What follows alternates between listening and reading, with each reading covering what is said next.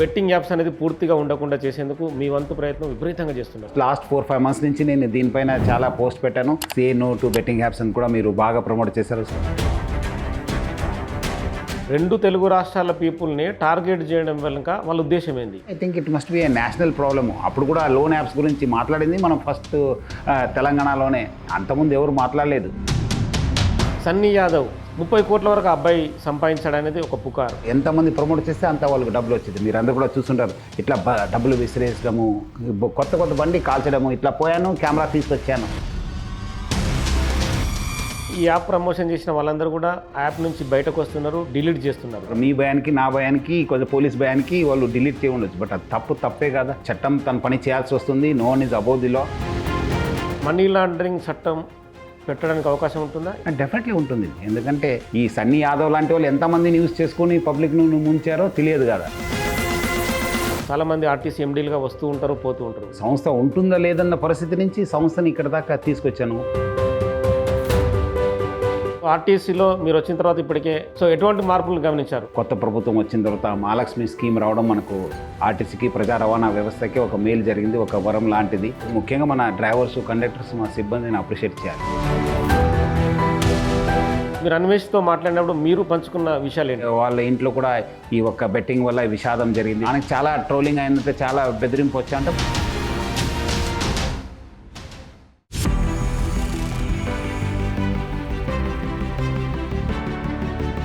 Welcome to big TV. RTC MD Sajjanar ప్రస్తుతం big టీవీతో ఉన్నారు. ముందుగా బెట్టింగ్ యాప్స్ పైన ప్రమోషన్ చేస్తున్న వారిపైన కఠిన చర్య తీసుకోవాలని చెప్పి కూడా సజ్జనార్ పిలుపునిచ్చారు. సజ్జనార్ పిలుపునకు అందుకొని బిగ్ టీవీ కూడా అదే రీతిలో బెట్టింగ్ యాప్స్ని పూర్తిగా బ్యాన్ చేయాలని చెప్పి కూడా ప్రమోషన్ చేస్తుంది. ప్రస్తుతం సజ్జనార్ గారికి మనం కృతజ్ఞతలు చెప్దాం. నమస్తే సార్. నమస్తే. బెట్టింగ్ యాప్స్ అనేది పూర్తిగా ఉండకుండా చేసేందుకు మీ వంతు ప్రయత్నం విపరీతంగా చేస్తున్నారు. అంటే ప్రజల్ని మోసం చేయడం కావచ్చు, యువత చెడిపోవడం కావచ్చు. ఇవన్నీ ఉండకూడదనేది మీ యాంగిల్. అంటే మీకు అందులో కనిపించిన అంశం ఏమిటి? యాక్చువల్గా వీళ్ళు చేస్తున్న యాప్స్కి సంబంధించి కావచ్చు, మిగతా వ్యవహారాలకు సంబంధించి కావచ్చు. ముఖ్యంగా మీకు మరియు బిగ్ టీవీ యాజమాన్యానికి పేరు అభినందిస్తున్నాను. ఎందుకంటే గత 1 వీక్ నుంచి మీరు బాగా ఒక సోషల్ రెస్పాన్సిబిలిటీతోని మీరందరూ కూడా బాగా ప్రచారం చేయడం జరుగుతుంది. ఈరోజు కూడా మీ వీడియోస్ చూశాను, మొన్న కూడా చేశాను. Say no to betting apps అని కూడా మీరు బాగా ప్రమోట్ చేశారు. సో మీ అందరు కూడా నేను పేరు అభినందిస్తూ, ఎస్ మీరు అన్నట్లు ఇది బెట్టింగ్ యాప్స్ అనేది ఒక సొసైటీ కన్సర్న్. ఇది మనము బెట్టింగ్ యాప్స్ ఒకటి మనము పెట్టడము, ఎవరు తయారు చేసి ప్లస్ అదేవిధంగా అప్లోడ్ చేయడము, తర్వాత అది ప్రమోట్ చేయడం అనేది. ఇక్కడ ఏమవుతుందంటే ఈ మధ్యలో మనము చాలా రోజుల నుంచి ఇది నడుస్తుంది కానీ బట్ అది వాళ్ళకి అంత పెద్ద బిజినెస్ రాలేదేమో. వాళ్ళు ఏం చేశారంటే వాళ్ళందరూ కూడా సోషల్ మీడియా ఇన్ఫ్లుయెన్సర్స్ని పట్టుకున్నారు. ఎందుకంటే వాళ్ళు మంచి ఫాలోయింగ్ ఉంటుంది, వాళ్ళు పట్టుకుంటే మనకి ఈజీగా పబ్లిక్లో వెళ్ళిపోవచ్చు అని చెప్పి చాలామంది సోషల్ మీడియా ఇన్ఫ్లుయెన్సర్స్ని పట్టుకొని వాళ్ళకున్న మంచి ఫాలోయింగ్ని ఆసరగా తీసుకొని వాళ్ళందరూ కూడా ఈ ఒక బెట్టింగ్ యాప్స్లో దింపడము, దాని ద్వారా వాళ్ళు ఎంతమంది ప్రమోట్ చేస్తే అంత వాళ్ళకి డబ్బులు వచ్చింది. మీరు అందరూ కూడా చూస్తుంటారు. ఇట్లా డబ్బులు విసిరేసడము, కొత్త కొత్త బండి కాల్చడము, ఇట్లా పోయాను కెమెరా తీసుకొచ్చాను, ఇట్లా చెప్పడంతో ఏదో ఒక రకమైన గ్రామీణ ప్రాంతంలో ఏముంటుందండి, ఏమో అమ్మో చేస్తే డబ్బులు వస్తుంది కదా, అందరికీ ఆశ ఉంటుంది. ఆ ఆశని ఆసరిగా తీసుకొని వాళ్ళు సొంతంగా డబ్బులు సంపాదించి వాళ్ళు వేరే ఇంకోటి వాళ్ళని బలి చేయడం అనేది చాలా నేరము, సొసైటీ కన్సర్ను, చట్ట విరుద్ధం కూడా. మన ఆంధ్రప్రదేశ్, తెలంగాణలో అది చట్ట విరుద్ధము. సో అందుకు మనము ఈ ఒక ఇష్యూని టేకప్ చేయడం జరిగింది. సోషల్ మీడియా ఇన్ఫ్లుయెన్సర్స్ వారు కూడా కోరడం జరిగింది. మనం ఒక మొన్న ఎందుకు ఆల్మోస్ట్ లాస్ట్ 4-5 మంత్స్ నుంచి నేను దీనిపైన చాలా పోస్ట్ పెట్టాను.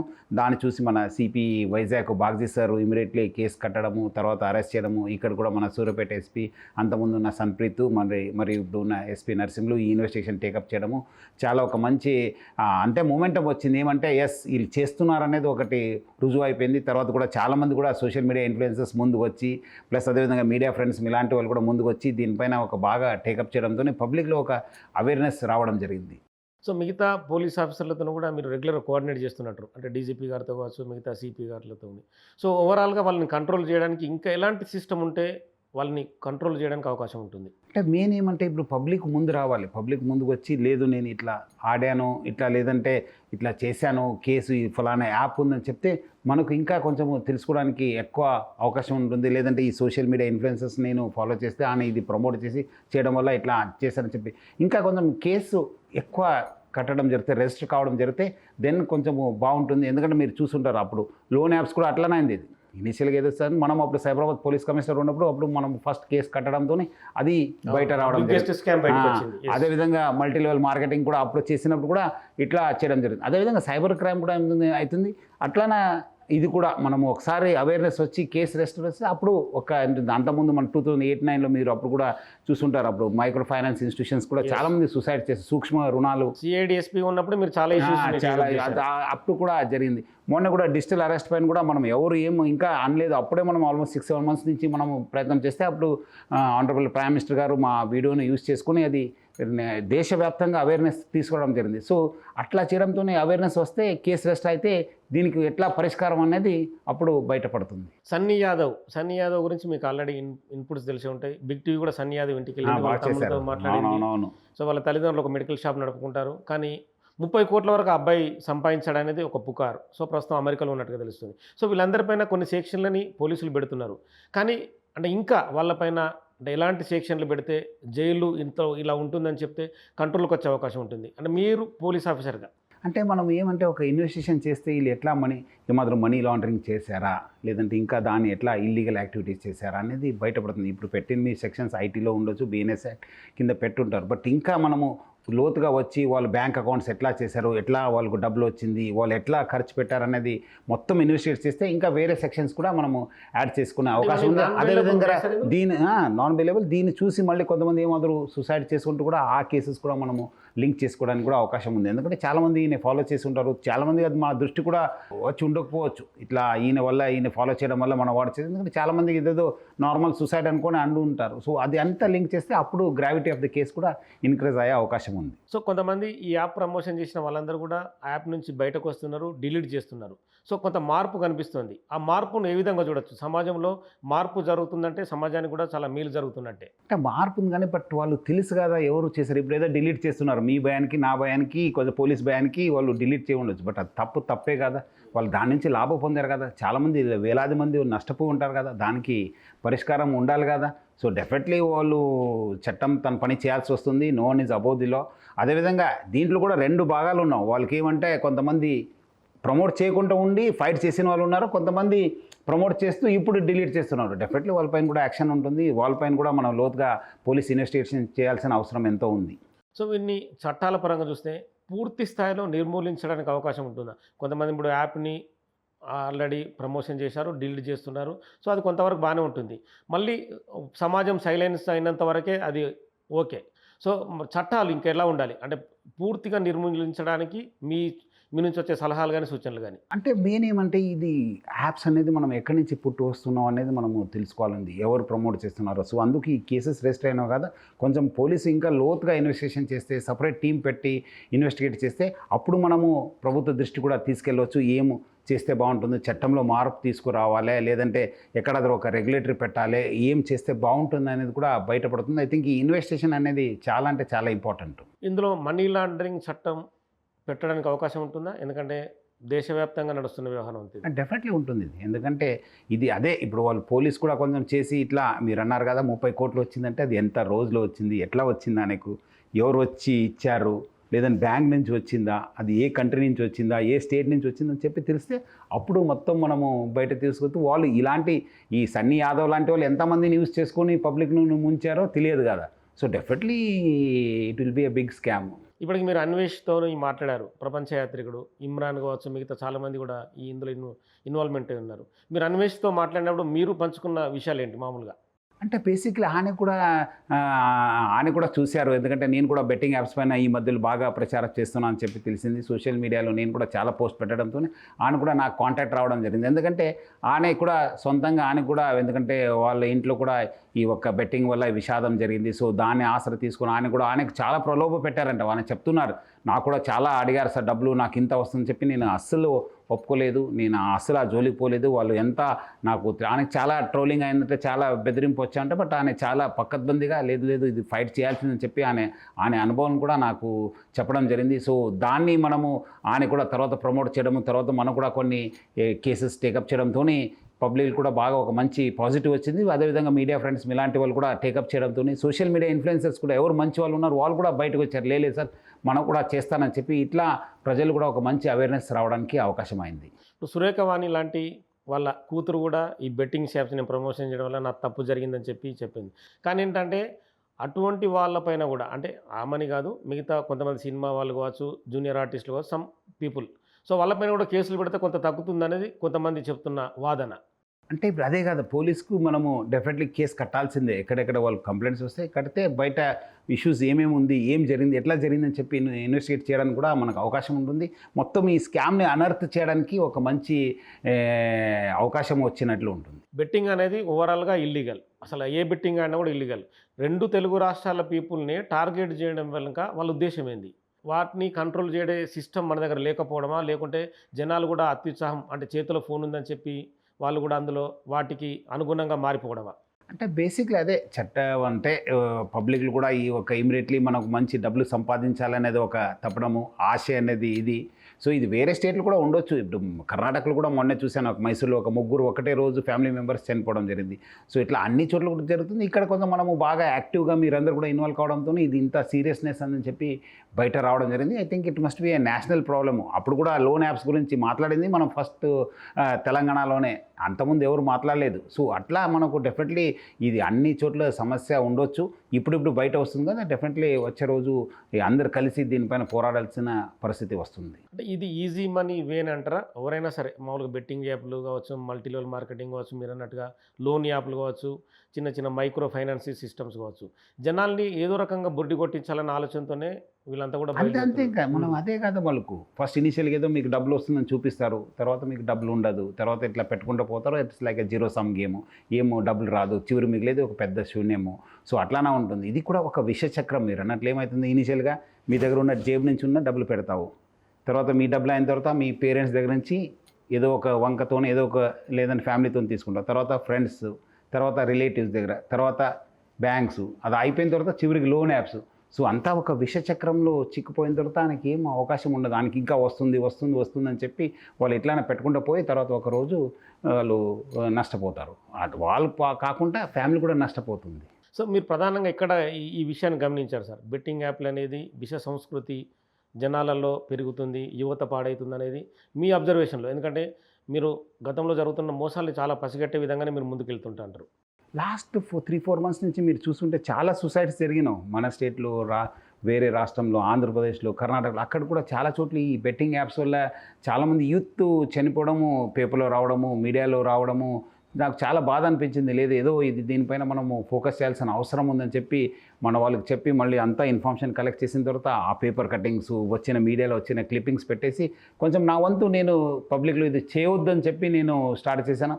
అంత లోపల మీ అన్నట్లు అన్వేష్ రావడము, మళ్ళీ మనము ఇద్దరు కలిసి కొంచెము మూవ్మెంట్ చేయడము, అంత మధ్యలో మనకు అక్కడ సిపి వైజాగ్ కూడా కేసు కట్టడము, కొంత మీడియా ఫ్రెండ్స్ కూడా మళ్ళీ టేకప్ చేయడం ఇట్లా జరుగుతుందని చెప్పి ఇక్కడ కేసు కట్టడంతో ఒక మూమెంట్ రావడం జరిగింది. Say no to betting apps అనే మూమెంట్ రావడంతో మంచి అయింది. అదేవిధంగా చాలామంది సోషల్ మీడియా ఇన్ఫ్లుయెన్సర్స్, సెలబ్రిటీస్ కూడా వాళ్ళు వచ్చి చేయగలిపారు. లేదు ఇది కొంచెము ఇది చాలా విషయం ఉంది, సమాజాన్ని చాలా నష్టం చేస్తుందని చెప్పి కూడా వాళ్ళు చెప్పడంతో కూడా మంచి అవేర్నెస్ రావడం జరిగింది. సో మీతో రెగ్యులర్గా మాట్లాడుతుంటారు కదా, సినిమా తారలు కావచ్చు, బయట ఉన్న జనాలు కావచ్చు, మీకు మామూలుగా మీతో మాట్లాడినప్పుడు ఎలాంటి విషయాలు బయటకు వస్తుంటాయి సార్? అంటే పబ్లిక్ అనేది అంటే వాళ్ళు కూడా నష్టపోయినాం అని చెప్పి చెప్తున్నారు. ఏమంటే మెసేజెస్ పెడుతున్నారు, కొంతమంది ఫోన్ చేశారు, ఇట్లా మనం ఈ యాప్స్ని ఫాలో చేయడంతో మనం నష్టమైంది సార్ అని చెప్పి కూడా వాళ్ళు కూడా చెప్పడం జరుగుతుంది. వాళ్ళు కూడా చెప్పడం జరుగుతుంది, మీరు దగ్గర ఉన్న పోలీస్ స్టేషన్లో కేసు కట్టండి అని చెప్పి చెప్పడం జరుగుతుంది. వాళ్ళు కూడా ఇన్ఫర్మేషన్ కలెక్ట్ చేసి కేసు కడతానని కూడా వాళ్ళు హామీ ఇవ్వడం జరుగుతుంది. సోషల్ మీడియాలో కూడా కొంత ఈ బూతుల సంస్కృతి పెరిగిపోయింది. అంటే ఒక మనిషి, ఇప్పుడు సజ్జనార్ గారు ఒక స్థాయి ఉన్న వ్యక్తి, సో ఇంకొకరు ఒక ముఖ్యమంత్రి రేవంత్ రెడ్డి కావచ్చు, అదర్ దెన్ ఏపీ ముఖ్యమంత్రి చంద్రబాబు కావచ్చు, సో వాళ్ళపైన వాళ్ళ కుటుంబాలపైన బూతుల సంస్కృతి రకరకాలుగా వాడుతున్నారు. సో ఇలాంటి వాళ్ళని కూడా కంట్రోల్ చేయాల్సిన అవసరం ఉన్నదంట. అవసరం ఉంది. ఎందుకంటే సోషల్ మీడియాని ఒక మంచి వేదికగా వాడాలి, కానీ మనం ఏదో మా ఫ్యామిలీ జోలికి రావడము, లేదంటే మనకేదో క్రిటిసైజ్ చేయడము అట్లా కాకుండా ఒక మంచి పని కోసం యూజ్ చేయాలి, కానీ అది ఫ్యామిలీ జోలికి ముఖ్యంగా పోతే అది మంచిది కాదని చెప్పి నాకు అనిపిస్తుంది. సో ఆర్టీసీలో మీరు వచ్చిన తర్వాత ఇప్పటికే 4 ఏళ్ళు గడిచిందా సార్? 3 ఏళ్ళు, 3.5 years 3.5 years అయింది. సో ఎటువంటి మార్పులను గమనించారు? అంటే ఉద్యోగులకు సంబంధించి కావచ్చు, మీరు తీసుకొచ్చిన సంస్కరణలు కావచ్చు, వాళ్ళకు జరిగిన లాభాలు కావచ్చు.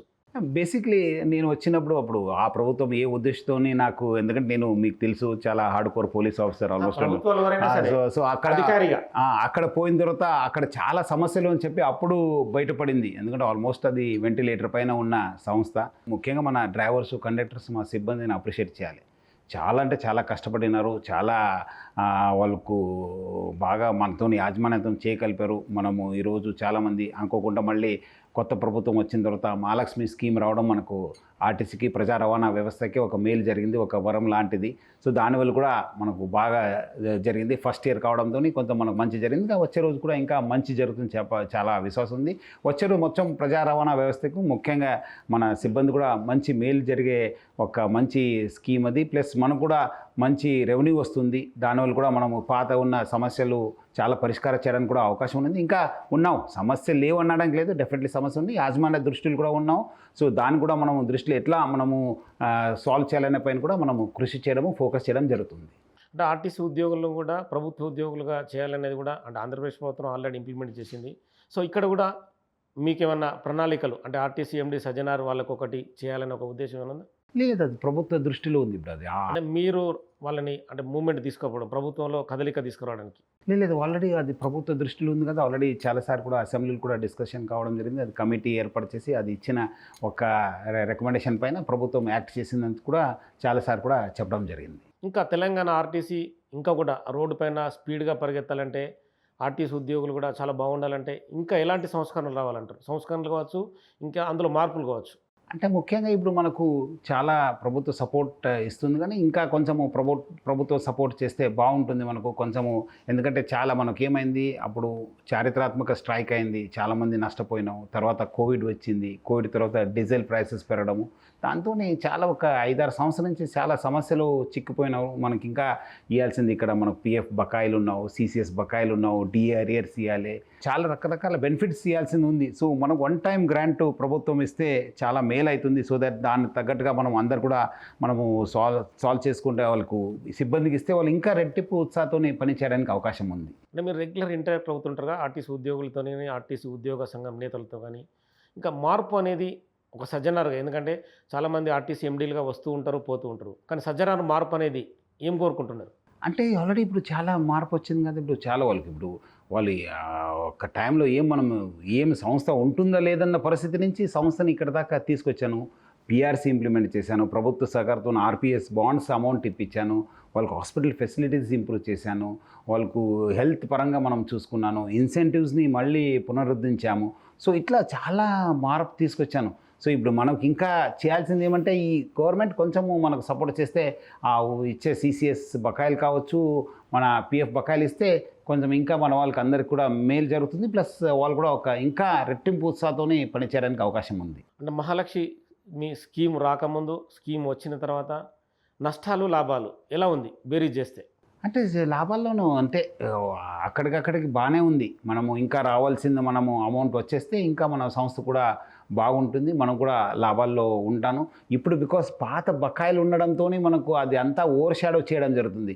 ఏమంటే ఇన్ని బకాయిలు ఉంది, ఇది ఉందని చెప్పడంతోనే కొంచెం ఓవర్ షాడో కావడం జరుగుతుంది. కానీ బట్ అదర్వైజ్ సంస్థ హెల్త్ బాగానే ఉంది. సో ఈ మధ్యకాలంలో కొంతమంది డ్రైవర్లు, కండక్టర్లు ఒక ప్రెస్ మీట్ నిర్వహించి రకరకాల ఇష్యూస్ చేశారు. అంటే కొన్ని ఇష్యూస్ జనరల్గా జరుగుతుంటాయి, దానికి సంబంధించి కూడా వివరణ కూడా ఇవ్వడం జరిగింది. సో సంస్థలో ఎవరు తప్పు చేసినా, నాలాంటి వాళ్ళు తప్పు చేసినా కూడా అందరూ బాధ్యులే. సో సంస్థలో తప్పు చేసిన ఉద్యోగులను ఉంచుకుంటే కూడా సంస్థ పాడైపోతుంది. మీ అబ్జర్వేషన్ ఏంటి? అదే మీరు అన్నట్లు సంస్థ తప్పు చేసిందంటేనే వాళ్ళకి రకరకాల ఆప్షన్స్ ఇవ్వడం జరిగింది. రకరకాల ఆప్షన్స్ ఇచ్చిన తర్వాత అవి అయిపోయిన తర్వాత సంస్థకేమో ఇది ఉండదు. ఇప్పుడు తాగి బండి నడిపే వాళ్ళని మనము వి కాంట్ ఎక్స్క్యూజ్ కదా. ఎందుకంటే 80 అదేవిధంగా ఆడవాళ్ళతోని ప్యాసింజర్స్ ఆడవాళ్ళతోని వాళ్ళు మిస్బిహేవ్ చేస్తారంటే వాళ్ళని ఎవరు ఊరుకుంటారు? అట్లా చేయడానికి లేదు. కానీ ప్లస్ అదేవిధంగా మన రెవెన్యూ సంస్థకు వచ్చే రెవెన్యూ నుంచి గండి కొడితే ఎవరది మనం, ఎందుకంటే ప్రతి రూపాయి కోసం మనం వేరే డ్రైవర్స్ కూడా, కండక్టర్స్ కూడా కష్టపడుతున్నప్పుడు మనం ఊహించలేము. మనం ఇప్పుడే యాజమాన్యం చాలా సహకరిస్తుంది, వాళ్ళందరూ కూడా తెలుసు. కొంతమంది అంత లాస్ట్ ఎండ్ స్టేజ్ ఉన్న వాళ్ళు ఏదో రకరకాల అలిగేషన్తో మనం ఎట్లా చేయాలనేది చేస్తున్నారు అంతే. ఈ మధ్యకాలంలో అంటే ఫ్రీ బస్సు ఎక్కడం కోసం మహిళలకు చాలా మంచి అవకాశం గవర్నమెంట్ ఇచ్చింది. డబ్బులు లేకున్నా కూడా వాళ్ళు ఒక ప్లేస్ నుంచి ఒక ప్లేస్కు, గుడికి వెళ్ళడం కావచ్చు, వాళ్ళ బంధువుల ఇంటికి వెళ్ళడం కావచ్చు, చిన్న చిన్న వీడియోలు అనేది సర్క్యులేట్ చేస్తూ అంటే ఇది ఒక వ్యవస్థను పాడు చేయడం కోసం కొంతమంది సోషల్ మీడియా వేదికగా అలాంటి ఇష్యూస్‌ని బయటకు తీసుకొస్తున్నారు.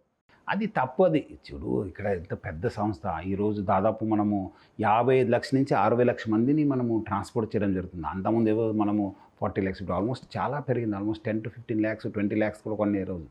సో అక్కడక్కడ కొన్ని జరుగుతుంటాయి. అది మనం ఏదో మొత్తం సిస్టమ్ పాడైందని చెప్పి మనం అలాంటి చూపించడం వీడియోస్ వస్తున్నాయి. అది మంచిది కాదు. చేసేవాళ్ళు కూడా తప్పదు చేయకుండా ఉండాలి. ఎందుకంటే ఇది అందరి సంస్థ ఇది. ఇదేదో ఎవరో ఇప్పుడు ఇప్పుడు ఈ ప్రభుత్వం ఉంది, ఈ ప్రభుత్వ సంస్థ కాదు. ఇది అందరూ కలిసిన సంస్థ ఇది. ఎందుకంటే ఎవరు లేనప్పుడు ఆదుకునింది ఈ మన ఎర్ర బస్సే. మీకు తెలిసుంటుంది. మనం ఊరికి వచ్చిందంతా అప్పుడు మనం అదే పల్లె వెలుగు. మనం కూడా కాలేజ్కి స్కూల్కి వెళ్ళిన అదే బస్సులో తిరిగాను అందరూ. సో మీరందరూ కూడా దాన్ని కాపాడడానికి ప్రయత్నం చేయాలి. కానీ మీరందరూ కూడా ఏదో జరిగిపోతుంది, మీరు అది చేశారు ఇది చేశారని చెప్పి చేస్తే మీకే నష్టం జరుగుతుంది. అది ఉద్యోగులకు కూడా నష్టం చేకూర్చే అవకాశం. ఎందుకంటే వాళ్ళు కూడా ఉత్సాహంగా ఉద్యోగం చేయడానికి కూడా కొంత ఇబ్బంది పడుతుంది. చాలా ఇబ్బంది పడతారు. చాలామంది ఇబ్బంది పడుతున్నారు. వీటన్నిటిని చూస్తే మీకు ఏమనిపిస్తుంది? అంటే ఆర్టీసీ ఎండీ కావచ్చు, సీనియర్ పోలీస్ ఆఫీసర్ కావచ్చు, అంటే కొంత మేము కూడా వీడియోలు చూస్తున్నప్పుడు మాకు కూడా ఇది అనిపిస్తుంది. అరే చిన్న చిన్న వీడియోలు తీసుకొచ్చి ఎందుకు పెట్టి అంటే ప్రజల్ని ఇబ్బంది పెట్టడం కావచ్చు, ఇప్పుడు ఆఫీసర్లను పెట్టడం కావచ్చు, ఉద్యోగులను కావచ్చు, రకరకాల ఇష్యూస్ వస్తుంటాయి. అంటే ప్రజలు వాళ్ళు కూడా అర్థం చేసుకోవాలి. మనం ఇది చేయడంతో ఎవరికి లాభం అవుతుంది, అది సంస్థకు లాభం అవుతుంది. దానికి ఆనేదో కొంచెము జస్ట్ సాడిస్టిక్గా ప్లెజర్ తీసుకోవాలని చెప్పి అనుకుంటే అది ఆనక నష్టం జరుగుతుంది. కానీ వేరే వాళ్ళు చూసే వాళ్ళకి ఏం అంతా ఉండదు. ఎందుకంటే నడుస్తూనే ఉంటుంది. మనం కూడా మన వాళ్ళని ప్రోత్సహిస్తూనే ఉన్నాం. ఎందుకంటే కొంత ఇబ్బంది ఉంటుంది. మన వాళ్ళు కూడా ఇప్పుడు మీకు తెలియదేముంది, మన వాళ్ళు పబ్లిక్లో కూడా సహనం కోల్పోయారు చాలామంది. ఇప్పుడు మీరు చూస్తుంటారు, మన తప్పు లేకపోయినా మనం వచ్చి మా డ్రైవర్ని కొట్టడము, కండక్టర్ కొట్టడము ఇదంతా చేస్తుంది. మంచిది కాదు. ఎందుకంటే మనం పెద్ద బస్సు ఈరోజు మా డ్రైవర్స్ కండక్టర్స్ చాలా కష్టపడుతుంది. డ్రైవర్స్ రోజు ఈ రద్దీలో ఇండిసిప్లిన్ పబ్లిక్లో ట్రాఫిక్ రూల్స్ పాటించరు. అంతలో ఆల్మోస్ట్ 100 మందిని ఆయన కాపాడుతుంటారు. మీరు చూస్తుంటే ఆయన ఇట్లా యుద్ధం చేసినట్లు ఆయన రోజు పోతే ఎట్లా ఉంటుంది ఆ యుద్ధము. అదే కండక్టర్స్ కూడా రోజు చాలామంది తెలియదు 12 కిలోమీటర్లు నడుస్తారు ఆయన పైన కింద ఎక్కి దిగడము, టికెట్ ఇష్యూ చేయడం అంత కష్టపడిన వాళ్ళకు వాళ్ళు కూడా అర్థం చేసుకోవాలి. వాళ్ళు పెద్ద బస్సును ఎక్కడ కావాలో అట్లా తిప్పలేరు కదా. వీళ్ళు ఇట్లానే వస్తారు ఇట్లా చేస్తారు. సో ప్రజలు సహనం ఉండాలి. వాళ్ళు కూడా మనకు అప్రిషియేట్ చేస్తేనే అందరికీ మేలు జరుగుతుంది. రెగ్యులర్ అయిన మోటివేషన్ నిర్వహిస్తుంటారా వాళ్ళతో? మీరు ఇంటరాక్ట్ మన రెగ్యులర్ ట్రైనింగ్ చేస్తాను. ఇప్పుడు మొన్న కూడా ట్రైనింగ్ చేశాను. మొత్తం రాష్ట్ర వ్యాప్తంగా ట్రైనింగ్ జరుగుతుంది. మళ్ళీ ఇప్పుడు కూడా మళ్ళీ నెక్స్ట్ మంత్ మళ్ళీ అగైన్ ప్లాన్ చేస్తున్నాం. సో రెగ్యులర్ ట్రైనింగ్ నడుస్తూనే ఉంటుంది. లాస్ట్ 3 years నుంచి బాగా ఇన్వెస్ట్ చేశాను. హెల్త్ ట్రైనింగ్ పైన బాగా ఇన్వెస్ట్ చేయడం జరిగింది యాజమాన్యం. ఇంకా ఆర్టీసీలో ఉద్యోగ కల్పన పెంచడానికి సజ్జనార్ దగ్గర ఉన్న ప్రత్యేక ప్లాన్ ఉందా? అంటే ఇప్పుడు మాట్లాడుతున్న నెక్స్ట్ ఇయర్ కోసం మనం ఎట్లా చేస్తే బాగుంటుంది అనేది మన ఆఫీసర్స్తోని బ్రెయిన్ స్టార్మింగ్ ఎట్లా చేస్తే ఏం చేస్తే బాగుంటుంది, ఎక్కడెక్కడ అవకాశాలు క్రియేట్ చేయాలనే పైన మనం కూడా కొంత డిస్కషన్ చేయడం జరుగుతుంది. సజ్జనార్ గారు ఇప్పుడు బెట్టింగ్ యాప్ సంబంధించి ఇంకా లోన్ యాప్ సంబంధించి సో ఓవరాల్గా కొంతమంది పోలీస్ ఆఫీసర్లతో మీరు రెగ్యులర్గా ఇంటరాక్ట్ అవుతుంటారు. సో వాళ్ళకి మీరు ఏమని మోటివేట్ చేయగలుగుతారు? అంటే వాళ్ళకు కొన్ని సెక్షన్లు కావచ్చు, శిక్షలు పడే నాన్ బెయిలబుల్ కేసులు కావచ్చు. అంటే మనము ప్రతి పోలీస్ ఆఫీసర్ కూడా ప్రోయాక్టివ్గా పనిచేయాల్సిన అవసరం ఎంత ఉంది. అంటే సమాజంలో ఏదో కొత్త రకం మోసం వస్తూనే ఉంటుంది. అది డిటెక్ట్ చేయాల్సిన బాధ్యత పోలీస్ పైన. మళ్ళీ ఓన్లీ క్రైమ్ అయిన తర్వాత కేసు కట్టడం పెద్ద గొప్పతనం కాదు. అది క్రైమ్ కాకుండా ప్రివెంటివ్ అనేది కూడా ఇంపార్టెంట్. సో ఆఫీసర్స్ అందరూ కూడా కోరేది అంటే మీరు కూడా మీ ఏరియాలో జరుగుతుంటాం ఇలాంటి లోన్ యాప్స్ కావచ్చు, ఇలాంటి బెట్టింగ్ యాప్స్ కావచ్చు, వాళ్ళని కూడా మీరు ఎక్కడెక్కడ నష్టపోయిన వాళ్ళని ఐడెంటిఫై చేసి వాళ్ళ దగ్గర కంప్లైంట్ తీసుకొని మనం కూడా ఇన్వెస్టిగేట్ చేస్తే ఇది మొత్తం ఈ నెక్సస్ అంతా బయట వచ్చి మొత్తం ఈ ఒక సమస్యని అరికట్టడానికి మంచి అవకాశం ఉంటుంది కూడా. అదేవిధంగా మీ మంచి పని చేయడంతో మీకు సొంతంగా మంచి పేరు వస్తుంది, ప్రభుత్వానికి కూడా మంచి పేరు వస్తుంది. ఒకసారి సూర్యాపేట ఎస్పీ ఒక ఫోన్ చేసి అభినందించండి. బాస్ బాగున్నారా? Good evening sir. నమస్తే, బాగున్నావా? బాగా చేశారు, చాలా బాగా చేశారు. అది ఈరోజు కూడా మీ టీవీ ఇంటర్వ్యూ చూశాను. మళ్ళీ మీరు ఆల్రెడీ ఇన్వెస్టిగేషన్ కూడా టేకప్ చేశారు.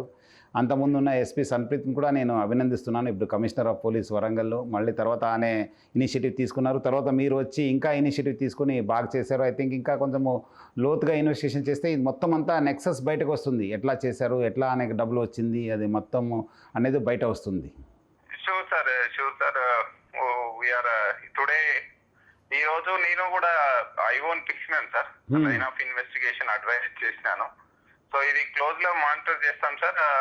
అతనికి మొత్తం హౌ ద మనీ ఫ్లో ఎట్లా జరిగింది. సో ఇంకా వీఆర్ విక్టిమ్స్ భయ్యా సన్నీ యాదవ్ మాటలు విని ఇన్ఫ్లుయెన్స్ అయ్యి ఈ బెట్టింగ్ గేమింగ్ యాప్లలో పెట్టినటువంటి ఎవరైనా విక్టిమ్స్ ఉంటే వాళ్ళని కూడా రిక్వెస్ట్ చేసినాం సార్ త్రూ మీడియా. సో వాళ్ళు వస్తే ఇంకా ముందుకొస్తే మనము వాళ్ళని ఎగ్జామిన్ చేసుకొని ఈ కేసును స్ట్రెంథన్ చేసి భయ్యా సన్నీ యాదవ్కి ఈ గేమింగ్ యాక్ట్ ప్రకారం, అదేవిధంగా ఐటీ యాక్ట్ ప్రకారం, అదేవిధంగా ఈ ఆర్గనైజ్డ్ క్రైమ్ సెక్షన్స్ కూడా బిఎన్ఎస్ ప్రకారం అప్లై చేశాం sir. Okay, good good, very good. చేస్తాం సార్. చేయండి కొంచెం సపరేట్ ఒక టీం పెట్టేస్తే అయిపోతుంది దాన్ని. Sure sir. Day to day we're monitoring the case investigation. All the best, take care then. Thank you sir. Thank you. So Suryapet SP Narasimha లాంటి వాళ్ళు కూడా, అంటే మీలాంటి వాళ్ళ ప్రోత్సాహం వల్ల కూడా వాళ్ళు చాలా ఇదిగా ఉత్సాహంగా పనిచేయడానికి అవకాశం ఉంటుంది. ఇప్పుడు మన ఎస్పీ గారు చెప్తున్నట్టుగా చాలామంది బాధితులు, అంటే చాలా చోట్ల కూడా, అంటే ఒక సన్నీ యాదవ్ కావచ్చు, ఇమ్రాన్ కావచ్చు, ఇంకా రకరకాల వ్యక్తులు కావచ్చు, వాళ్ళపైన రకరకాల జిల్లాలో కేసులు పెడితే వాటి ఇంపాక్ట్ ఎలా ఉంటుంది? చాలా ఇంపాక్ట్ ఉంటుంది. అంటే బయట ఇష్యూ వస్తుంది కదా, ప్రభుత్వం కూడా అర్థమవుతుంది సీరియస్నెస్ ఆఫ్ ది ప్రాబ్లమ్. ఇప్పుడు అంతకుముందు మనకు సైబర్ క్రైమ్ కూడా అట్లానే అయింది కదా, అంతకుముందు కూడా అంతా లేదు. ఇప్పుడు 1930 వచ్చిన తర్వాత ఇంతమంది కంప్లైంట్ చేయడము, ఇట్లా బయట రావడము, ఇలాంటి మోడస్ ఆపరండి ఉంది. అంతకుముందు కూడా లోన్ యాప్స్ కూడా అట్లానే, మనం కేసు కట్టిన తర్వాత రాజ్కోట్లో అయింది, సైబరాబాద్లో అయింది, అన్ని చోట్ల అయింది, మొత్తం దేశం అంతా ఊపందుకునింది. సో అట్లానే ఉంటుంది. అది ఒక ఇష్యూ బయట వచ్చిన తర్వాత మనము పబ్లిక్ కూడా, అంతకుముందు ఎవరు అనుకోరు కదా, చాలామంది ఈ కేసులు కూడా. ఇంకోటి ఏం గమ్మత్ అంటే చాలామంది నష్టపోయానని చెప్పి బయట రావడానికి కూడా ఇష్టపడరు, ఎందుకంటే వాళ్ళు ఏదో పరువు పోతుందని చెప్పి. బట్ అట్లీస్ట్ ఇలాంటి ఇంకా 4 వచ్చారంటే వాళ్ళు కూడా ధైర్యం వస్తుంది, లేదు కూడా నేను కూడా చేయలే, వేరే వాళ్ళు కూడా ఆదుకోవాలనేది కూడా వాళ్ళకు వస్తుంది. అది కూడా వాళ్ళు కూడా మంచి జరుగుతుంది, సమాజానికి కూడా మంచి జరుగుతుంది, మనకు కూడా మంచి ఒక కేసు వచ్చిన తర్వాత ఇన్వెస్టిగేట్ చేయడానికి కూడా ఒక మంచి అవకాశం ఉంటుంది. ఇలా బెట్టింగ్ యాప్లు నిర్వహించే వాళ్ళు మీ అబ్జర్వేషన్ ఎంతమంది ఉండొచ్చు అనుకో? చాలామంది ఉన్నారంటే యాప్స్ ఎక్కడి నుంచి డెవలప్ అవుతావు ఏం తెలియదు కదా, బయట దేశం నుంచి వస్తున్నావు, ఇక్కడ ఉందా ఏమనేది తెలియదు, చాలామంది ఉండొచ్చు. సపోజ్ సన్నీ యాదవ్ లాంటి వ్యక్తి అమెరికాలో ఉన్నాడు. సో ఇలాంటి కేసులు జరుగుతున్నప్పుడు అమెరికా నుంచి ఇండియాకు రావడానికి అతను పెద్ద ఇంట్రెస్ట్ చూపాడు.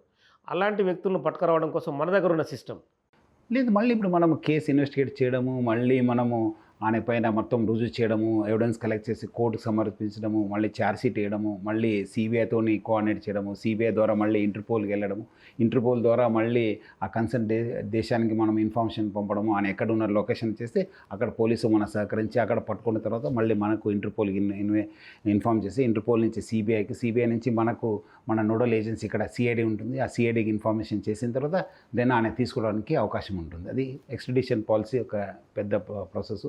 బట్ అంటే కొంచెం సిస్టమేటిక్గా చేయాల్సి వస్తుంది. అది ఫైనల్గా సజ్జనార్ గారు, అంటే బెట్టింగ్ యాప్స్ నిర్వహించే, మల్టీ లెవెల్ మార్కెటింగ్ కావచ్చు, మిగతా వ్యవహారాలు నిర్వహించే వ్యక్తులకు కావచ్చు, ప్రజలకు కావచ్చు, ఎలాంటి సూచన చేయదలుచుకున్నారు ఫైనల్గా మీరు?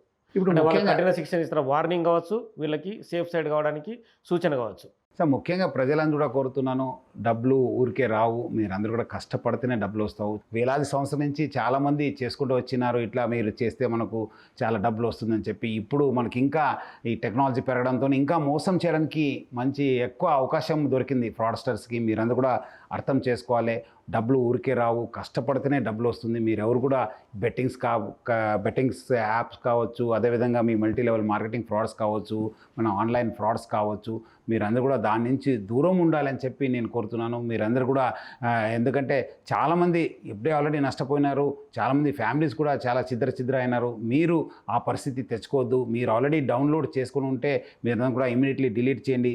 మీరెవరు సోషల్ మీడియా ఇన్ఫ్లుయెన్సర్స్ని ఫాలో చేస్తున్నారో వాళ్ళు ఏమాత్రం ఇలాంటి అన్ఎథికల్ బిజినెస్ కావచ్చు, ఇల్లీగల్ బిజినెస్ కావచ్చు, బెట్టింగ్ యాప్స్ కావచ్చు, ఇలాంటి స్కీమ్స్ను ప్రమోట్ చేస్తున్నారు అంటే వాళ్ళందరినీ మీరు అన్ఫాలో కావాలి. మీరు రక్షించుకోవాలి. ఎందుకంటే ఆయన డబ్బులు సంపాదిస్తారు, అని మంచి ఎంజాయ్ చేస్తారు. ఈరోజు ఆ దేశానికి వెళ్తారు, ఈ దేశానికి వెళ్తారు, పెద్ద కార్ కొంటారు, పెద్ద బిల్డింగ్ కడతారు, 2 వీలర్ని కాల్ చేస్తారు, విసిరేస్తారు డబ్బులు. అదంతా ఆయన కోసం. మనకు మాత్రం ఏం రాదు. సో మీరు అందరూ కూడా అర్థం చేసుకొని, సో అందరూ కూడా say no to betting apps. అందరూ కూడా ఈ ఒక ప్రజల్లో అవేర్నెస్ తీసుకోవడానికి వాళ్ళు ఒక సోషల్ రెస్పాన్సిబుల్గా ఫీల్ అయ్యి అందరూ కూడా కలపాలని చెప్పి నేను కోరుతున్నాను. నిందితులకు ఇచ్చే వార్నింగ్ అంటే మీకు ఎవరు కూడా చాలామంది ఇప్పుడు ఏదో మీరు అంతకుముందు అన్నట్లు చాలామంది డిలీట్ చేయడం జరుగుతుందని చట్టం తను పని చేయాల్సి వస్తుంది. డెఫినెట్లీ పోలీస్ కేసు రిజిస్టర్ అయితే మీరందరూ కూడా పోలీస్ స్టేషన్ చుట్టూ తిరగాల్సి వస్తుంది, అరెస్ట్ కావాల్సి వస్తుంది, కోర్టు చుట్టూ తిరగాల్సి వస్తుంది. మీరు సంపాదించి కూడా మీకు అటాచ్మెంట్ కూడా తీసుకోవడానికి కూడా అవకాశం ఉంది. మీరు ఏమేమి సంపాదించాలి, ఆస్తులు కూడా అటాచ్మెంట్ ఫోర్ఫిట్ చేయడానికి అవకాశం ఉంది, నష్టపోతారు. సో అలాంటి పరిస్థితి తెచ్చుకోవద్దు. మీరు మీకు మంచి టాలెంట్ ఉందంటే అది మంచి కోసం వాడండి. ఏదో మీరు టూరిజం కావచ్చు, లేదంటే మీరు ఒక ఫారెస్ట్ గురించి కావచ్చు, కుకింగ్ గురించి కావచ్చు, మీకున్న హాబీస్ గురించి మీరు చెప్పడానికి ఒక మంచి వేదిక సోషల్ మీడియా. బట్ ఎవరో వచ్చి మీకు ప్రలోభ పెట్టి ఇలాంటి ఇచ్చేస్తారంటే అది కాదు. సో మీరు ఎక్కడైనా మీరు మళ్ళీ చట్టం తన పని చేయాల్సి వస్తుంది. చట్టం మళ్ళీ ఏ రోజు కూడా వదలదు. మీరు డెఫినెట్లీ చట్టం తన పని చేసి మీకు there is no one above the law. So ఎవరు కూడా ఇలాంటి జోలికి పోవద్దని చెప్పి అందరికీ కోరుతున్నాను.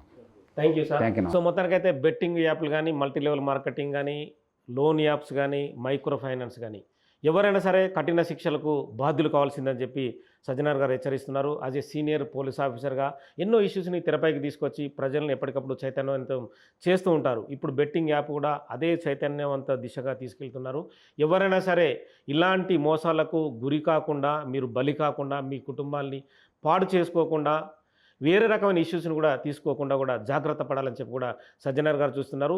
Be alert. ఎందుకంటే ఎవరైనా సరే వాళ్ళ కుటుంబాలు రోడ్డున పడతాయి, వేరే ఇష్యూస్ కూడా వచ్చి ఆత్మహత్యలు కూడా పాల్పడే అవకాశం ఉంటుంది.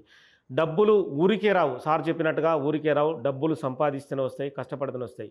సోషల్ మీడియా ఇన్ఫ్లుయెన్సర్ కూడా ప్రజల్ని చైతన్యవంతం చేసే దిశగానే మీరు ఉండాలి. కానీ ఇలాంటి చెడు వ్యసనాలు, చెడు ఏదైతే యాప్స్ వాళ్ళకి అలవాటు చేసి ప్రజలను పాడు చేయొద్దని చెప్పి కూడా విజ్ఞప్తి చేస్తున్నారు. Signing off, keep watching big TV.